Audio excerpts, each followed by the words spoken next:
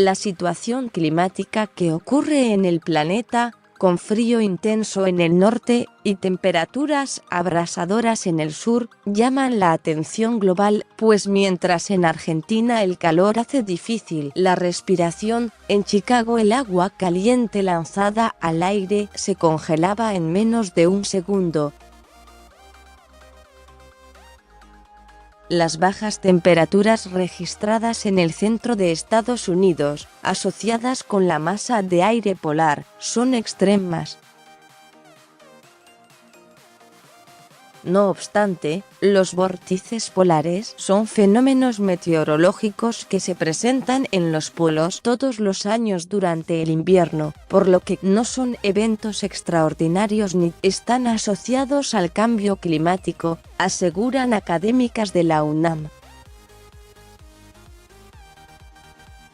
Graciela B. Raga y Cristian Domínguez Sarmiento, del Centro de Ciencias de la Atmósfera, CCA, explicaron que los vientos máximos, en el caso de los vórtices, no están estrictamente sobre los polos, sino entre 50 y 60 grados, pero en esta ocasión se movieron un poco más y por eso Canadá y regiones como Chicago, ubicadas a una latitud de 42 grados, experimentaron temperaturas extremas a las que no están muy acostumbrados. El vórtice polar es una región de bajas presiones que rodea a ambos polos, presenta vientos intensos a unos 10 kilómetros de altura de la atmósfera, lo que provoca que las temperaturas sean muy bajas en su interior, constituyendo una masa de aire polar. Es más común que en el hemisferio norte se pueda deformar y de lugar a perturbaciones o elongaciones, se alarga. Entonces, lo que ocurrió en enero pasado fue que al deformarse se rompió en más de un vórtice y se desplazó un poco más al sur del continente americano, explicó Graciela B. Raga. Cuando el vórtice se deforma, su centro puede desplazarse de su lugar típico sobre el Polo Norte y Siberia, y las temperaturas mínimas se observan en donde se ubica el centro del vórtice. En este caso, fue un poco más al sur y por eso se presentan estas temperaturas tan bajas en Canadá y Chicago. Pero, insistió, esto es parte de la variabilidad normal en la atmósfera y sucede con cierta frecuencia en invierno.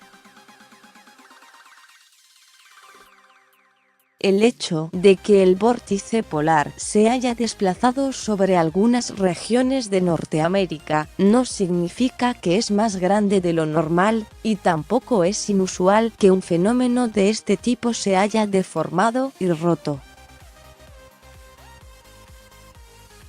Eso ha ocurrido en otros inviernos, no es un evento catastróficamente diferente, subrayó. Al respecto, Cristian Domínguez Sarmiento aclaró: cambio climático, como su nombre lo dice, es una variación en el clima y se obtiene a través de un registro de 30 años.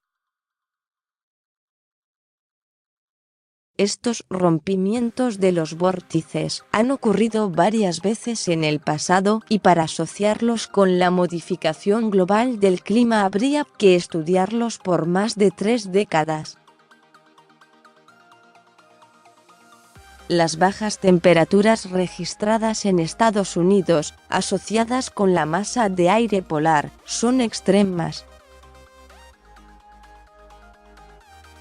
En el planeta se han registrado fenómenos extremos, pero no solo se trata de temperaturas bajas, también hay algunas muy cálidas, como en el caso de Australia, que ahora presenta temperaturas muy altas. Son contrastes en el planeta, no hay estudios de atribución que nos digan que estos eventos hayan incrementado en frecuencia y que puedan ser atribuidos al cambio climático, reiteró. Estas elongaciones o alargamientos de los vórtices, como todo fenómeno meteorológico, suceden en una escala de tiempo de pocos días, en los que se desarrolla y evoluciona, de modo que estas anomalías ocurren, duran poco y vuelven a sus valores normales.